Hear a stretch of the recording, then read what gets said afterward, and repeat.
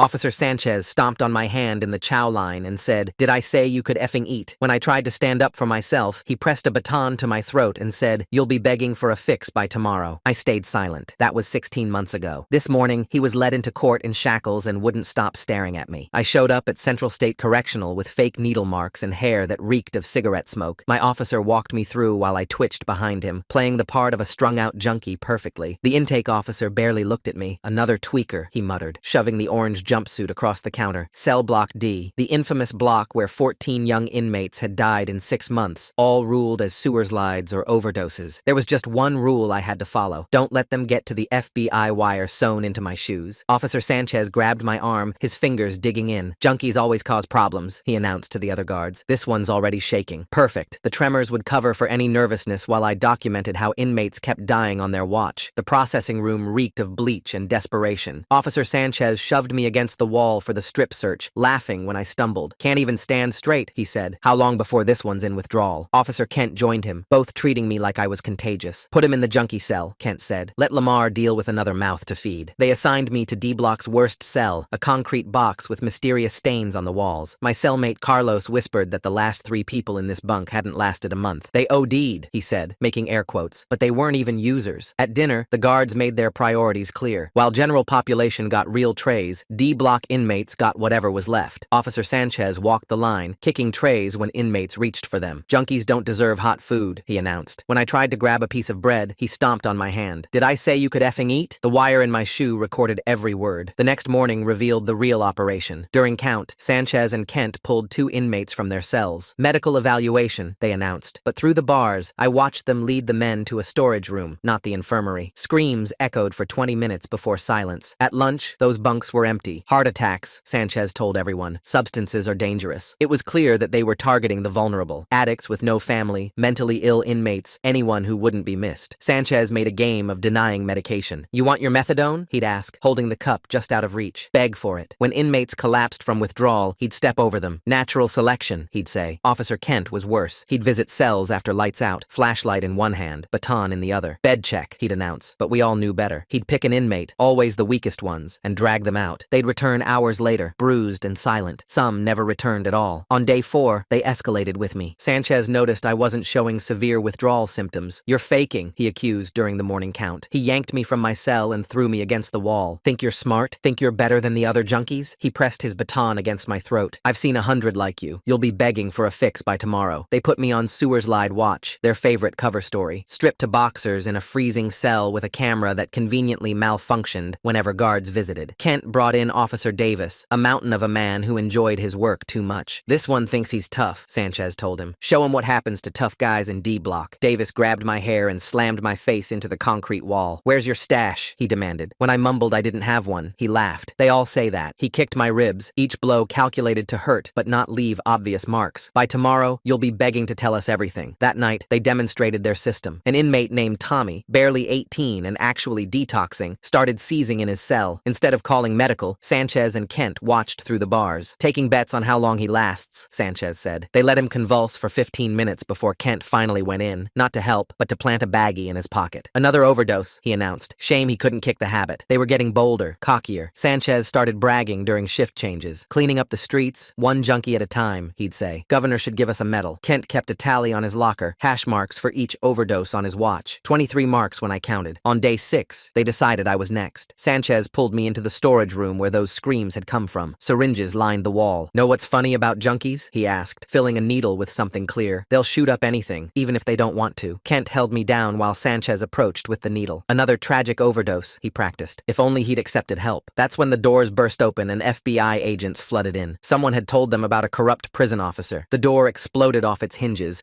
as 6 FBI agents rushed in with rifles raised. Sanchez's hand froze inches from my arm, the needle still dripping that clear liquid. His face went white as Agent Vasquez stepped through the doorway with her badge held high. Kent dropped his grip on my shoulders and backed against the wall. The syringe fell from Sanchez's hand and shattered on the concrete floor. More agents poured in behind Vasquez, their tactical gear making them look like an army. Sanchez made a desperate grab for the broken syringe, but I kicked it away. He lunged at me anyway, trying to scratch me with the broken glass. 2 agents tackled him before he could reach me. Kent tried to run, but slammed into another agent in the doorway. They had him on the ground in seconds with his arms twisted texted behind his back. The storage room filled with more agents and prison officials who had no idea what was happening. Sanchez kept screaming that I was just another junkie while they cuffed him. The needle had left a red scratch on my arm where it grazed me. Vasquez pulled me aside and checked the wound while other agents started bagging the syringes on the wall. Prison alarms started blaring as word spread that federal agents were arresting guards. Through the doorway, I could see inmates pressing against their cell bars trying to figure out what was going on. 2 paramedics rushed in with a stretcher, and Vasquez told them I needed immediate medical attention for a possible overdose. They loaded me up while I pretended to be barely conscious. As they wheeled me out, I saw Davis trying to blend in with the other guards, but 2 agents grabbed him. The hallway was chaos with guards running everywhere and inmates shouting from their cells. In the medical wing, they hooked me up to monitors and started an IV while a doctor checked my vitals. Through the window, I watched agents leading Sanchez, Kent, and Davis out in handcuffs. Other guards stood around looking scared, probably wondering if they were next. The doctor tested what was left in the broken syringe, and his face went pale. He told the nurse it was pure fentanyl, enough to kill someone instantly. I kept my eyes closed and my breathing shallow to maintain my cover. After an hour, the medical staff left me alone, and I finally let my hands stop shaking. My whole body ached from 6 days of beatings and barely eating. Vasquez came in with transfer paperwork, telling the doctor I was being moved to a federal facility for my own safety. We walked through D Block one last time, and every inmate was watching. Tommy was standing at his cell door, still weak from his seizure 3 days ago. He stared at me like he knew something was different. Carlos gave me a small nod from our old cell. As we passed, Tommy grabbed the bars and asked if I was coming back. I couldn't answer without blowing my cover, but Vasquez spoke up and said I did what I had to do. The other inmates started whispering, and I could feel them putting the pieces together. 3 hours later, I sat in an FBI conference room pulling off my shoes with the wire sewn inside. My hands shook as I handed them over to the evidence team. They had recorded everything for 6 days straight. Vasquez showed me a board with photos of 23 inmates who had died in the past year. Each face stared back at me, young men who never made it out. She told me the recordings would get justice for all of them. I kept thinking about Tommy still inside, wondering who would protect him now. The evidence team started reviewing the recordings and found more than we expected. Bank records showed Sanchez and Kent were depositing thousands in cash every month. They were selling the drugs they claimed inmates had overdosed on. Every death certificate had Warden Blackwood's signature without any real investigation. The FBI expanded the case to include the warden and started pulling financial records, but I worried about the inmates still inside with no one watching out for them. 2 days later, I couldn't sleep in the safe house they put me in. Every time I closed my eyes, I saw Tommy shaking on the floor while guards laughed. Vasquez called to tell me they moved Tommy and 12 other vulnerable inmates to protective custody. Carlos was helping investigators identify which deaths were suspicious. The Wire had recorded 47 hours of clear evidence, including guards discussing their crimes, but 23 inmates were already dead and nothing would bring them back. The story broke on the news, but they kept my identity secret. Reporters called it Operation D Block and focused on the guard corruption. Families started coming forward with stories about their dead sons and brothers. One mother held up a photo of her 19-year-old son who had never used drugs before going to prison. What an incredible undercover operation. I can't believe how dangerous it was with fake needle marks and pretending to be an addict, while guards like Sanchez and Kent were actually killing inmates. He was one of the hash marks on Kent's locker. She cried as she told reporters he had anxiety, and the guards targeted him for being weak. More families came forward saying their loved ones died within weeks of arriving at Central. A week into the investigation, federal prosecutors took over the case. They assigned a whole team to go through the evidence and build charges. They wanted me to testify, but needed to keep me safe since other guards might want revenge. 3 guards from Central came forward saying they saw suspicious deaths, but were too scared to report them. One guard said he watched Kent drag an inmate to the storage room and the kid never came back. Another said Sanchez bragged about cleaning up the streets one junkie at a time. Davis's lawyer was already claiming his client was just following orders from senior officers. The next day, Vasquez called me at the safe house with news that made my stomach drop. She'd found records showing Officer Sanchez had worked at 2 other prisons before Central, and both places had spikes in inmate deaths during his time there. The pattern was clear now. This wasn't just about Central, it was bigger than we thought. My phone buzzed while she was talking, and I saw Carlos's name on the screen. He was still inside Central waiting for his appeal hearing, and said the whole place had changed overnight. Guards who weren't arrested were walking on eggshells, scared they'd be next, while some inmates were getting bold and talking about payback against anyone in uniform. The power balance had flipped, and things were getting dangerous for everyone still locked up. 2 days later, the FBI tech team cracked into Officer Kent's personal locker and found a hidden phone tucked behind his spare uniform. What they discovered on it made even the hardened agents go quiet. Videos, dozens of them, trophies of what they'd done. The first one showed a kid named Miguel, maybe 19 years old, crying and begging while Kent held him down and forced a needle into his arm. Another video had Sanchez teaching Davis exactly exactly where to inject to make it look like the person did it themselves, pointing at veins while laughing about how easy it was to fool the coroner. I watched 3 minutes before I had to run to the bathroom and throw up. The evidence was perfect for court, but seeing those kids' faces, hearing their voices, knowing I'd been sleeping 50 feet away while this happened, it broke something inside me that I still can't fix. A week later, I sat across from Assistant U.S. Attorney Jennifer Huang in her office downtown, going over every detail for the third time. She was sharp and thorough, but her face stayed grim as she showed me the defense motions. Sanchez's lawyer was claiming I'd entrapped them, that I'd encouraged the violence to advance my FBI career. The wire recordings proved that was garbage, but Huang warned me they'd try to destroy my credibility on the stand. She showed me page after page of their strategy, painting me as a liar who'd do anything for a promotion. The wire was our strongest evidence, but I could see this fight was just starting. Carlos got released 2 weeks after the arrests, when a judge reviewed his case and found problems with his original conviction. He showed up at my safe house looking like he'd aged 10 years in 2 weeks. His hands shook as he pulled out a worn notebook filled with names and dates. 43 names of inmates who'd died suspicious deaths while he was inside, each one written in his careful handwriting with details about how it happened. He told me the worst part wasn't the fear of dying, but knowing it was happening and being completely powerless to stop it. The notebook was evidence now, but for him, it was a list of ghosts. Meanwhile, Warden Blackwood announced his resignation, claiming he knew nothing about what his officers were doing. The FBI wasn't buying it and got a warrant for his office the same day. They found his paper shredder running hot with strips of documents still warm in the bin. A forensic team started the slow work of putting those strips back together while families of dead inmates demanded his arrest. The prison guard union released a statement calling Sanchez and Kent good officers who were being railroaded, and other guards at Central started getting anonymous threats. The whole system was eating itself. 3 weeks in, the FBI made me attend mandatory counseling with their psychologist. She asked about my emotional state during deep cover, about how I was processing the trauma. I couldn't explain the weight of it. Watching Tommy Walsh seize on that cold floor for 15 minutes, eating my meals while others went hungry, staying quiet while men died around me. She prescribed sleeping pills, but they didn't stop the dreams where I was back in that cell, and the wire didn't work, and nobody came to save us. A month after the arrests, Vasquez arranged a meeting between me and Linda Walsh, Tommy's mother. We met at a secure hotel conference room, and she broke down the moment she saw me. She grabbed my hands and thanked me over and over for saving her son's life. Tommy was in rehab now, clean for the first time in years, testifying via video link about what happened to him. His testimony about the seizure and the planted drugs would be crucial for the case. Linda kept saying he was just a kid who made mistakes, and they would have killed him if I hadn't been there. I didn't tell her how close it came. The forensic team working on Blackwood's shredded documents called with a breakthrough 6 weeks after the arrests. They'd pieced together bank statements showing the warden got $2,000 for every overdose death in D Block. The money came from a medical supply company that turned out to be owned by Officer Kent's brother-in-law. They were billing the state for addiction treatment and overdose prevention supplies while murdering the inmates who needed that help. The company had contracts with 5 other prisons, and the FBI expanded their investigation to all of them. 2 months in, the defense attorneys filed motions to throw out the wire recordings. They claimed I didn't have proper warrants for some conversations, that I'd violated their clients' privacy rights. Judge Patricia Reeves scheduled hearings, and Huang stayed confident, but warned me about the defense attorney, Mitchell Graves. He'd gotten 3 dirty cops acquitted in the last 5 years and knew every trick. She said he'd make me the villain of the story, that I should prepare for character assassination on the stand. The motions were just the beginning of their strategy to flip everything around. I finally went to see my mother 10 weeks after getting out of Central. She'd seen the news coverage and recognized the timeline matched when I'd told her I was traveling for work. Her hands shook as she made coffee and asked me why I didn't tell her what I was really doing. She kept saying I could have died, that any of those days I could have just disappeared, and she'd never know what happened. I couldn't tell her about the storage room, about the syringe pointed at my arm, about how Officer Kent's finger was on the plunger when the FBI burst in. 6 weeks later, Carlos sat in front of the grand jury with his notebook spread open on the table. He'd kept records for 3 years, names and dates of every inmate who died in D Block. Miguel Rodriguez on January 3rd, James Park on February 19th, Anthony Williams on March 7th, 17 names total. The prosecutor showed photos of each victim while Carlos described their last days. How Miguel begged for his seizure meds, how James collapsed from untreated diabetes, how Anthony screamed for help for 2 hours before going silent. 5 other former D Block inmates testified after Carlos, each confirming the pattern. The grand jury took 40 minutes to indict. That same week, Sanchez's wife went on the local news claiming her husband was being framed. She'd started a GoFundMe that raised $12,000 in 2 days. The reporter nodded sympathetically as she cried about their 3 kids needing their father. Then, the station aired Tommy's video testimony. The security footage showed him seizing on the cell floor while Sanchez and Kent stood outside laughing. Kent checked his his watch. Sanchez counted money. They made bets on how long Tommy would last. After 15 minutes, Kent finally entered the cell, not to help, but to plant drugs in Tommy's pocket. The GoFundMe disappeared within an hour. The pre-trial hearing came 3 weeks later. Defense attorney Graves put me on the stand and immediately attacked my credibility. He showed the jury photos from my FBI training, clean-cut and professional, then photos from my undercover prep, unwashed and twitching. He asked which version was real. He called me an actor who fooled everyone in the prison. He suggested maybe I was fooling everyone now too. The prosecutor objected, but the damage was done. I saw doubt in some jurors' eyes. That afternoon, a nurse from Central named Maria Rodriguez contacted the FBI. She'd been copying medical records for months, hiding them in her car. The records showed every inmate who supposedly overdosed had tested clean just days before dying. She'd reported the pattern to Warden Blackwood 6 times. Each time he told her to mind her own business or find another job. Her evidence connected 23 deaths to the same pattern. 3 months into the case, I couldn't eat without throwing up. I'd lost 15 pounds and my hands shook constantly. Vasquez ordered me to take a week off, but I spent it reviewing victim files instead. Miguel Rodriguez was 19 with a baby daughter. James Park was 22 and had just gotten his GED. Anthony Williams was 24 and wrote poetry his mother still keeps. Their families had blamed them for overdosing instead of the guards who killed them. The prosecution dropped their biggest news at the next hearing. The way Carlos kept that notebook with all 43 names hit so hard, his shaking hands pulling out those pages while he shares each person who died. Miguel Rodriguez, James Park, Anthony Williams, makes this so real and heartbreaking. Officer Davis had flipped. In exchange for 5 years instead of life, he detailed everything. How Sanchez recruited him with promises of easy overtime. How they identified inmates without family connections. How they viewed it as cleaning up society's trash. Davis genuinely believed they were doing good work. The dehumanization went so deep, he still called the victims junkies, even while confessing to killing them. Week 13, I finally went to therapy. Dr. Brennan asked about the storage room and I told her about the needle. How Sanchez's hand was steady. How Kent held me down like I weighed nothing. How I kept thinking everyone would believe I was just another dead junkie. The tremors I'd faked for my cover had become real. My body remembered the fear even when my mind tried to forget. Tommy testified at the preliminary hearing 2 weeks later. He'd been clean for 2 months and gained 20 pounds. He described the starvation tactics, how guards withheld food for days, the medication denials that triggered seizures, the psychological games where they'd promise help, then laugh when inmates believed them. When the judge asked why he never reported it, Tommy just stared at him. The guards were the authorities. Who was he supposed to tell? His testimony shifted the whole narrative from bad apples to systemic rot. Then, investigators found Sanchez's second phone hidden in his garage ceiling. The phone contained messages with guards from 4 other prisons. They shared techniques for making deaths look natural. They compared body counts like sports scores. They had a whole network across 5 states. The FBI task force expanded overnight. We hadn't stopped an isolated incident. We'd stumbled into something massive. 3 days later, Vasquez handed me a letter from Linda, Tommy's mother. She wrote that Tommy had started community college and was studying addiction counseling. She thanked me for saving her son's life, but her gratitude came with rage about all the mothers who never got that chance. The mothers who buried their sons believing they'd overdosed. The mothers who blamed themselves for not helping their kids get clean when their kids were murdered for being sick. 4 months into the legal process, the FBI finally arrested Warden Blackwood at his country club during his weekly golf game. The agents waited until he was putting on the 9th hole before moving in. His arrest photo showed a completely different man than the one who'd run Central with an iron fist. His face looked hollow, and his expensive suit hung loose on his frame. The federal prosecutor charged him with conspiracy and racketeering after forensic accountants traced payments from the guard union directly to his offshore accounts. Guards throughout the California prison system started calling in sick and requesting transfers. The news coverage ran non-stop for 3 days with reporters camping outside Central's gates. 2 weeks later, Vasquez showed up at my apartment with 3 FBI agents and told me to pack immediately. Someone had posted my real name and address on a corrections officer forum with the caption, "Rat who destroyed good men." The death threats started within hours. Moving to the safe house felt like going undercover again, except this time I was hiding from prison guards instead of pretending to be an addict. The new place had bulletproof glass and panic buttons in every room. Former inmates sent thank you letters through the FBI, while guards' families sent photos of their kids with messages about destroying their lives. During discovery proceedings, the defense attorney Graves got access to all our video evidence, including the hidden camera footage from D-Block. Within 48 hours, he'd leaked edited clips to conservative news outlets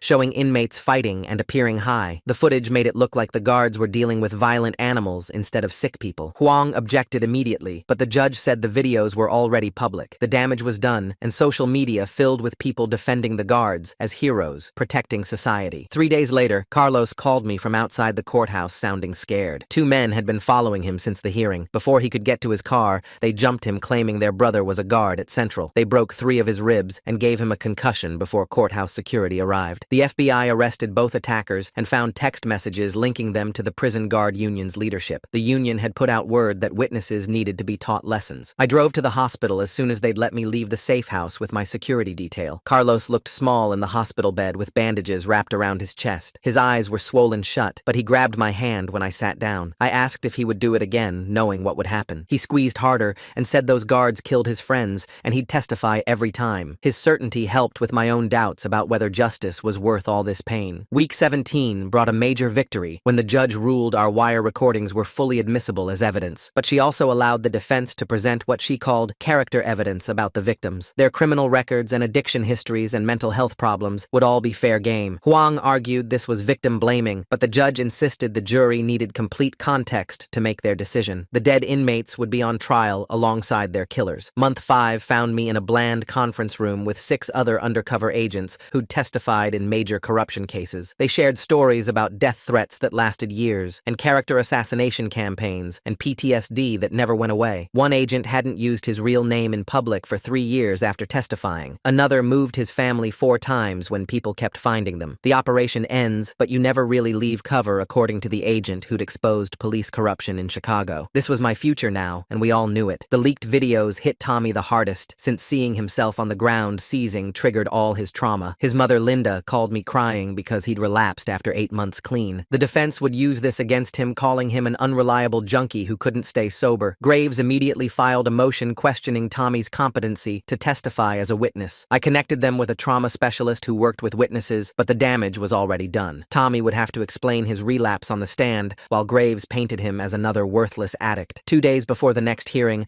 a janitor at Central called the FBI about something he'd found while deep cleaning the storage room. Behind a loose panel was a metal box containing a leather journal filled with Kent's handwriting. The journal wasn't just hash marks, but detailed records of every murder going back 3 years, names and dates and methods and amounts of money received for each death. 57 names total when we counted them all. We'd only known about 14 deaths in 6 months, but this had been happening for years. Kent had kept it as insurance against Sanchez in case things went bad. Each entry included who paid for the hit and why the inmate was selected and how much the guards split. The journal would destroy any claim that these were mercy killings or accidents. Dr. Brennan asked about my survivor's guilt during our mandated therapy session the next week. I kept thinking about being the one with the wire while 57 people died without anyone listening. She reminded me that acting without evidence would have accomplished nothing but getting me killed too. Logic didn't help with the weight of those names though. Each person had a moment like mine in that storage room, but nobody came to save them. 6 months later, I sat in the courthouse watching the prosecutor fight to keep cops off the jury. The defense lawyer wanted people who trusted badges more than evidence. They spent 2 weeks checking social media profiles and running background checks on potential jurors. The prosecutor rejected anyone who had family in law enforcement. The defense kicked out anyone with arrest records or bad experiences with police. Finally, 12 people sat in the box, ready to decide if wearing a uniform made murder okay. Between court sessions, I tried to act normal, but kept seeing danger everywhere. I went running in the mornings, but checked every car that passed me twice. I tried going on a date, but couldn't explain why 2 agents sat at the next table. The FBI said the operation was over, but I still felt like I was undercover in my own life. Maria, the nurse, took the stand with boxes of medical files and toxicology reports. She showed the jury how the official causes of death were impossible based on the evidence. The defense lawyer attacked her accent and asked about her immigration status. She stayed calm and kept repeating that these men were murdered based on medical facts. During a break, Sanchez caught my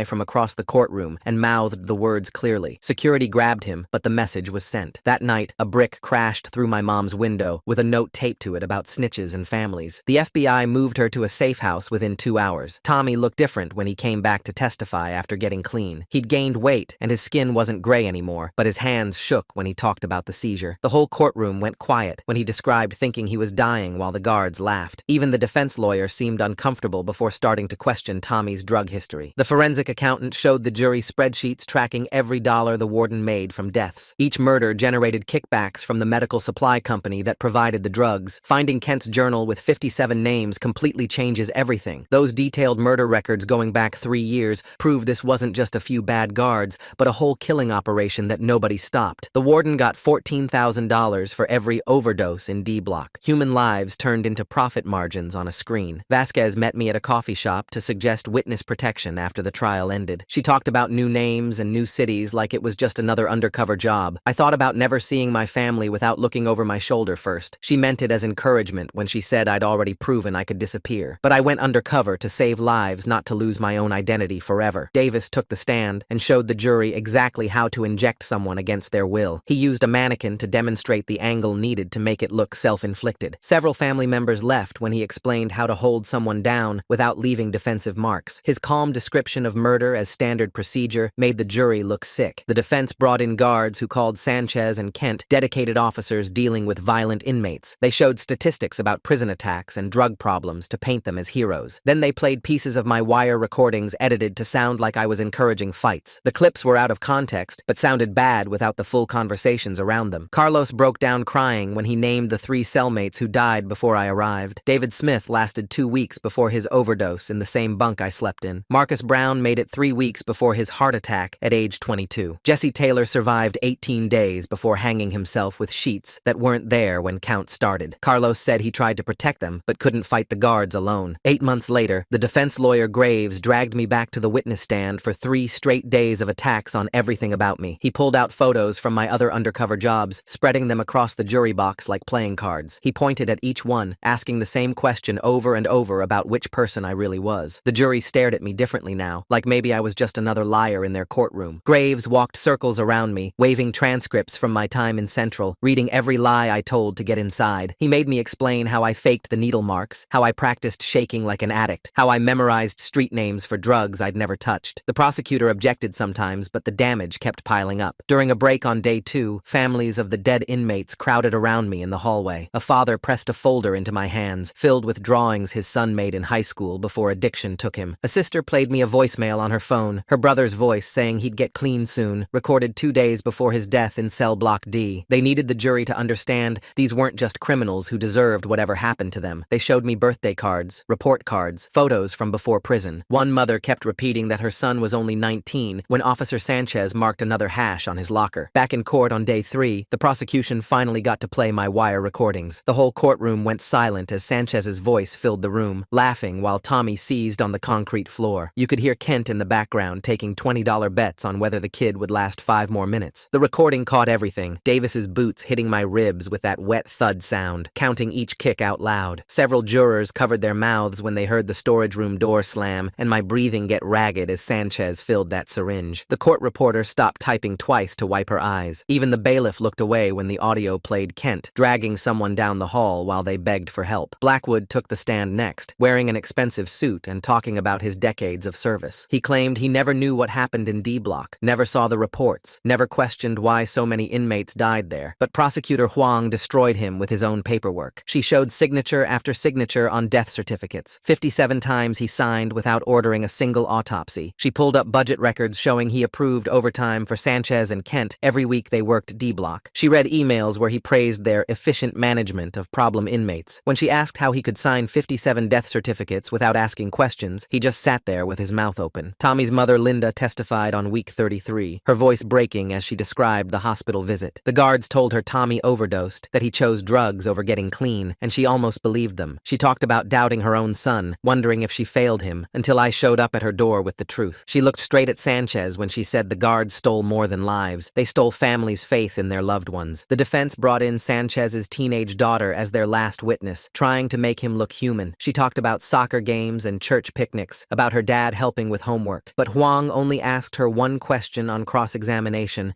about whether her father ever mentioned the storage room at work. The girl's confused face told the jury everything. Graves gave his closing argument the next month, spending 2 hours trying to reframe murder as tough choices in a broken system. He called the guards protectors pushed past their limits, dealing with violent criminals in an understaffed prison. He asked the jury to consider context, to understand pressure, to see these men as fathers and husbands doing impossible jobs, but his words felt hollow after weeks of evidence. Huang's closing hit harder than anything I'd seen in a courtroom. She put up photos of all 57 dead inmates, reading each name and age out loud. She played the audio of Sanchez saying "natural selection" over Tommy's convulsing body one more time. She reminded the jury these men got prison sentences, not death sentences. She used Sanchez's own words against him, Kent's tally marks, Davis's bragging about breaking ribs. The jury looked ready to convict before she even finished. They deliberated for 4 days that felt like 4 years. I stayed in a hotel near the the courthouse, unable to eat anything solid, checking my phone every 30 seconds for updates. Vasquez sat with me, fielding calls from FBI brass who wanted to know what was taking so long. Outside, news vans lined up like vultures, while legal experts on TV debated whether the guards would walk on technicalities. Families of victims held signs with their loved ones' faces, standing vigil in the cold. Carlos called me on day 3 of deliberations from his new office at the nonprofit he started. He said whatever happened with the verdict, we already changed things because D-Block would never operate the same way again. He was right about the change part, but I needed more than policy updates and new procedures. I needed those 57 names to mean something, needed Tommy's suffering to count, needed every broken rib and forced overdose to bring consequences. The call came on day 7 while I was staring at my phone in the FBI break room. The jury had reached verdicts on all counts for all 4 defendants. I drove to the courthouse with my hands shaking on the wheel, watching families of the dead inmates already gathering on the steps. The courtroom was packed when I walked in, every seat filled, people standing along the walls. Sanchez sat at the defense table in his suit, his jaw clenched tight, his fingers drumming on the wood. Kent looked smaller somehow, his shoulders hunched forward like he was trying to disappear. Davis kept cracking his knuckles over and over while Blackwood stared straight ahead at nothing. The judge entered and everyone stood. Then the jury filed in one by one, none of them looking at the defendants. The foreman handed the verdicts to the bailiff who passed them to the judge. She read through them silently first, her face giving nothing away, then cleared her throat. Sanchez, guilty of murder in the 1st degree, guilty of conspiracy, guilty of racketeering. Kent, guilty on all 23 counts including murder, conspiracy, assault, and civil rights violations. Davis, guilty of conspiracy to commit murder, guilty of aggravated assault. Blackwood, guilty of conspiracy, guilty of racketeering, guilty of dereliction of duty. The courtroom exploded with crying and shouting from the victims' families. Linda, whose son died in month 2, grabbed me in a hug so tight I couldn't breathe. But Sanchez turned in his chair and stared straight at me, mouthing words I could read clearly as they cuffed him. The judge scheduled sentencing for 6 weeks later and ordered presentence reports on all defendants. The defense attorneys immediately filed their motions, arguing their clients' military service, their years without prior incidents, their families who depended on them. Sanchez had 3 kids, and his wife had cancer. Kent's father was a decorated cop who died in the line of duty. Davis had served 2 tours in Afghanistan. Blackwood had 30 years of service with commendations. The prosecutors gathered victim impact statements from 57 families, each one detailing the hole left in their lives. I went back to the FBI office the next week, but nothing felt the same anymore. Agents I'd worked with for years looked at me differently, some nodding with respect, others avoiding eye contact completely. My supervisor called me in and suggested maybe I should transfer to Financial Crimes Division. He said it would be less intense, give me time to decompress, but how do you go from hunting killers to tracking spreadsheets? The looks followed me everywhere, whispers in the break room, conversations that stopped when I walked by. This verdict reading scene is pure justice finally happening. Watching Sanchez get hit with 1st-degree murder charges after all his natural selection talk must feel so good for the families. 3 weeks after the verdict, a letter arrived at the office with Tommy's name on the return address. His handwriting was neat and careful, nothing like the shaking kid I'd watched seize on that cell floor. He'd been clean 6 months, enrolled in welding school, had a girlfriend named Sarah who didn't know about his past yet. He sent a photo from his rehab graduation, standing between his parents, all of them smiling real smiles. He looked 20 pounds heavier, his skin clear, his eyes actually focused on the camera. The letter said he woke up grateful every morning, that I'd saved his life, but I couldn't stop seeing him convulsing while Kent watched. A month later, my supervisor made the PTSD evaluation mandatory after I jumped when someone dropped a tray in the cafeteria. Dr. Brennan ran through her checklist while I sat in her office trying not to fidget. The nightmares, check. The constant checking over my shoulder, check. The inability to feel anything when my sister told me she was pregnant, check. She wrote me prescriptions for pills I didn't want to take and scheduled therapy I didn't want to attend. 2 weeks before sentencing, Carlos called at 2 a.m., his voice shaking. A car had tried to run him down outside his apartment, missed him by inches, took out a mailbox instead. The driver had a brother in the prison guard union, worked at a facility upstate, had been asking around about witness addresses. The FBI put security on Carlos and every other witness, but we all knew it was just for show. The system had tentacles everywhere, guards who knew people willing to do favors. Maria testified at the medical board hearing the same week, bringing boxes of documents she'd secretly copied over 2 years. She showed how the medical director ignored her reports about suspicious deaths, how he destroyed paperwork, how he threatened to have her nursing license revoked. The board suspended him immediately pending investigation, another domino falling, but Maria had to move in with her sister after getting death threats. I started going to a support group for law enforcement PTSD on Wednesday nights in a church basement. Other undercover agents sat in the circle, guys who'd infiltrated biker gangs, cartels, domestic terror cells. One agent who'd spent 3 years with the mob said the hardest part wasn't the danger, but coming back to normal life after. laughter. We all nodded because we got it. The way you forget who you really are. The way you can't trust anyone anymore. The media went crazy the week before sentencing. Documentary crews camping outside the courthouse. Publishers sending book offers to my FBI email. Kent's wife went on every morning show that would have her, crying about how her husband was a scapegoat, how the real criminals were the inmates. She started a GoFundMe that raised $50,000 before the site shut it down, then started another one that raised $30,000 more. My mother drove down from Sacramento with containers of food I couldn't eat and hugs I didn't know how to accept. She sat at my kitchen table showing me screenshots of messages people had sent her Facebook, threats against her, against me, against our whole family. She'd been keeping them from me for weeks, filing police reports that went nowhere, changing her phone number twice. She stayed for 3 days, sleeping on my couch and jumping every time a car drove by, before I finally convinced her to go back home where it was safer. 2 weeks later, the sentencing hearings started. The courthouse was packed with families of the 57 victims, reporters, and protesters holding signs demanding justice. I sat in the witness section, watching mothers clutch photos of their dead sons. The first mother to speak could barely stand, her husband holding her up as she approached the microphone. She described going to the morgue to identify her son's body, how she'd spent months hating herself for not visiting him more, for believing he'd relapsed when the guards called to say he'd overdosed. Her voice cracked when she said she'd thrown away his last letter unopened because she thought he was just asking for drug money. A father went next, talking about how he'd ignored his daughter's last phone call from Central because the guards had told him she was high again and manipulating him for commissary money. He'd found out later she was calling to tell him she loved him, scared because other inmates kept dying around her. More families followed, each story worse than the last. Parents who'd been told their kids were junkies beyond help when really they were being murdered. Siblings who'd stopped taking calls because guards said the inmates were just trying to score drugs. The guards hadn't just killed these people, they'd poisoned their families' last memories of them. Tommy took the stand next, his hands shaking as he adjusted the microphone. He talked about waking up screaming every night, seeing Officer Sanchez's face when he closed his eyes. He couldn't walk past anyone in uniform without his heart racing. He'd tried to go back to school, but had a panic attack when the security guard approached him. The defense attorneys looked down at their papers while he described how dying would have been easier than living with what they'd done to him. When it was Sanchez's turn to speak, he stood up straight and looked right at the families. He didn't apologize or show any emotion. He said he'd protected society from animals who deserved what they got. The judge's face went hard as stone. She read out 57 counts of murder, each one carrying life without parole, sentences to run consecutively. As the bailiffs dragged him away, he screamed at me that I was the real criminal, that I'd destroyed good men doing their jobs. Kent broke down crying during his statement, claiming Sanchez had corrupted him, that he was just following orders. The judge cut him off, telling him he'd had 57 chances to stop and chose not to. She gave him 40 years to life. Davis got 25 years, his lawyer arguing he was just muscle who didn't make decisions. Blackwood got 30 years for conspiracy, the judge noting that as warden, he'd created the environment where murder became routine. Some families cheered when the sentences were read. Others just sat there crying because no amount of prison time would bring their loved ones back. Outside the courthouse afterward, a woman grabbed my arm. It was Linda, Tommy's mother. She said it wasn't enough, but it was something, then told me Tommy wanted to become an addiction counselor to help people who'd been where he was. She kept thanking me for saving him, but all I could think about was the 57 who didn't make it out. That night, Agent Vasquez called with news from headquarters. They wanted to promote me to lead a new task force investigating institutional abuse nationwide. More undercover work, more danger, more time pretending to be someone else. She gave me a week to decide. Part of me wanted to keep fighting, to stop this from happening in other prisons. Part of me didn't know if I had anything left to give. Carlos had started a nonprofit by then, using our case to push for prison reform. He got invited to testify before Congress, 3 senators already pledging support for new oversight legislation. He called me from DCE. Change was slow, but it was happening. Then the real bombshell dropped. An internal FBI review found that reports about unusual deaths at Central had been filed 2 years before my operation. Some analyst had noticed the pattern, written it up, sent it through proper channels. It sat on someone's desk for 18 months before being marked low priority. The Bureau had known something was wrong and hadn't acted until the body count was undeniable. I met with the FBI director himself about it, sitting in his office while he gave me bureaucratic excuses about resource allocation and competing priorities. When I pushed him, he actually said those men were convicted criminals, as if that made their murders acceptable. The same indifference that let the guards kill with impunity existed all the way up the chain. I started seeing Dr. Brennan twice a week after that revelation. She kept telling me I couldn't carry responsibility for decisions made before I knew about them, but knowing those reports existed, that someone had seen the pattern and done nothing, added another layer to everything. The system that should have protected those men had failed at every level. The guards killed them, the warden enabled it, and the FBI ignored the warning signs until it was too late. A month later, my phone buzzed with a text from Tommy. The photo showed him in a yellow hard hat and work boots, boots, standing next to electrical equipment at a construction site. His message said he'd been clean 10 months and just graduated from trade school. I stared at that photo for 20 minutes, remembering the kid who'd been seizing on the cell floor while guards took bets. Now he was building things instead of destroying himself. The prison guard union filed their appeal the next week, hiring some fancy law firm from Los Angeles. They claimed the trial was rigged, that we'd planted evidence, that the whole thing was a setup. Their lawyers started flooding the courts with motions and demands for new hearings. Carlos called to tell me they were also fighting his reform bill, spending millions to protect the system that let 57 men die. Then everything went to hell when someone leaked my undercover photos online. I woke up to hundreds of notifications on my phone, my real name trending on social media. Within 3 hours, my address was posted on revenge forums, along with my mom's phone number and my ex-girlfriend's workplace. The FBI's tech team tried to scrub it, but screenshots spread faster than they could delete them. My handler called within minutes, telling me to pack a bag and get out immediately. Tommy's transformation from that dying kid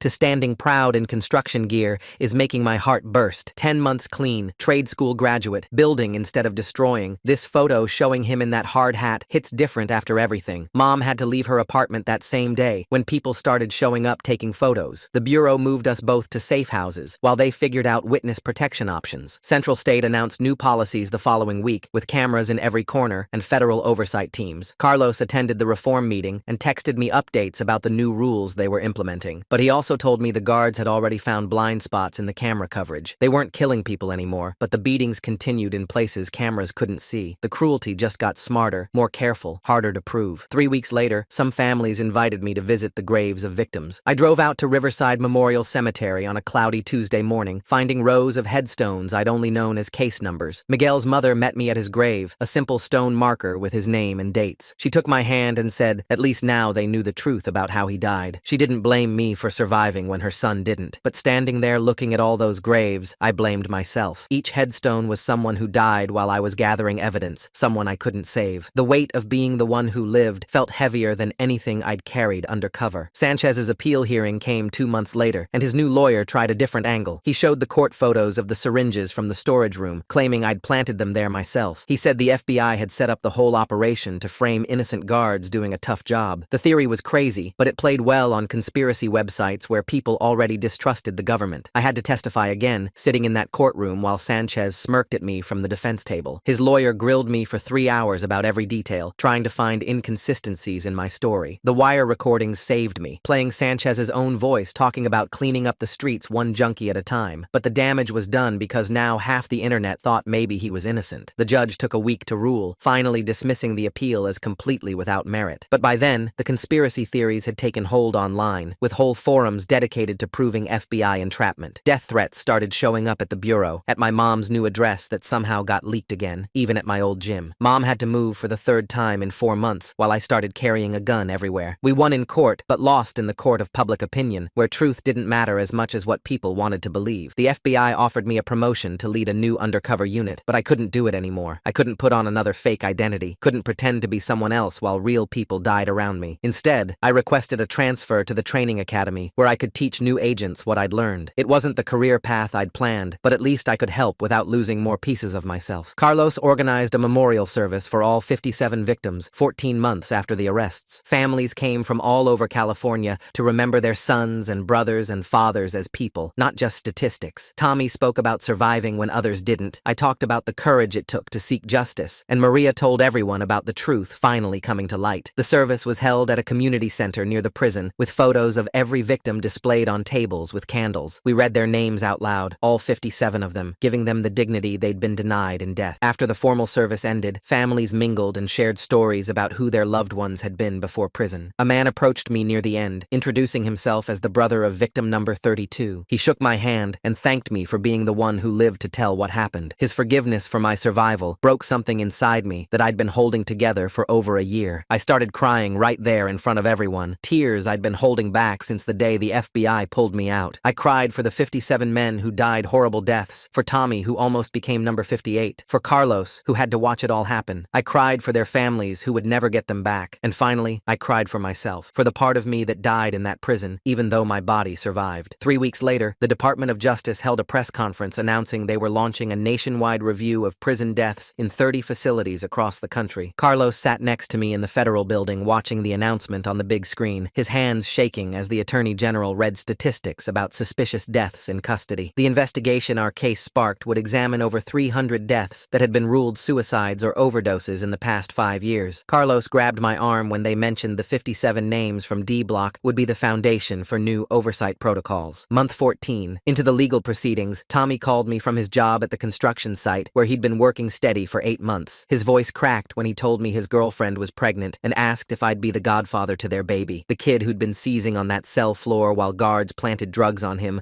was now building a family and a future. 6 months after that, I started teaching at Quantico, standing in front of 23 new agents and showing them the actual wire from my shoes that recorded everything in D Block. I walked them through each day inside, explaining how to document atrocities when you can't stop them from happening, how to survive when your cover is all that keeps you alive. The tremors in my hands were real now, not faked like they'd been going in, and the agents noticed but didn't say anything. During the appeals process, Kent finally broke completely and gave the FBI everything about similar operations in Georgia, Alabama, and Texas. His testimony led to 17 more arrests of guards who'd been forcing overdoses on inmates for years. The prosecutor offered him 25 years instead of life in exchange for the names and locations of every guard involved in the network. Dr. Brennan adjusted my medication again during our session, explaining that the PTSD would never fully go away, but we could manage it enough for me to function. The nightmares came less often, but they never stopped completely, and certain sounds like metal doors slamming would send me right back to D Block. Linda sent me photos from Tommy's wedding 2 years after the raid, him standing at the altar clean and healthy with his pregnant wife beside him. In his speech, he thanked the guardian angel who saved his life without naming me directly, just saying someone gave him a second chance when the system wanted him dead. The reform legislation took 3 years to pass, but when it did, they called it the D Block Act, mandating federal oversight of all state prisons and independent investigation of any death in custody. Carlos testified at the signing ceremony, standing at the podium and reading all 57 names while senators and representatives sat in silence. On the 2-year anniversary of the raid, Carlos and I got permission to visit Central together, walking through D Block with federal monitors who showed us the new cameras in every cell and the medical staff stationed on each floor. The cells still smelled like fear, though, and when I looked in the eyes of the current inmates, I saw the same terror I'd felt, because systems change on paper faster than they change in practice. I sat with a group of current D Block inmates in the rec room, telling them about the investigation and the convictions, while they listened with a mix of hope and skepticism. One younger inmate asked why I risked my life for people society had thrown away, and I thought about Tommy's seizure and Carlos's warnings and those 57 names before telling him someone had to survive to tell the truth. 3 days after that visit, I got a letter forwarded through the FBI from an inmate in Arkansas whose guards were showing the same patterns of mysterious deaths and targeting vulnerable inmates with no families. He'd hidden evidence in his cell and was waiting for someone to believe him, someone to listen, before he became another suicide statistic. I forwarded everything to my old team and called Carlos to tell him the fight wasn't over, that everything we'd exposed in D Block was happening in other prisons right now. The 57 names from Central had taught us the most important lesson of all, that somebody has to survive to tell the truth, and now we knew how to make sure somebody always would. Wow, that was such a fun ride. Seriously, thanks for hanging out and sharing all the excitement with me. I'm already looking forward to next time. Subscribe for more content like this.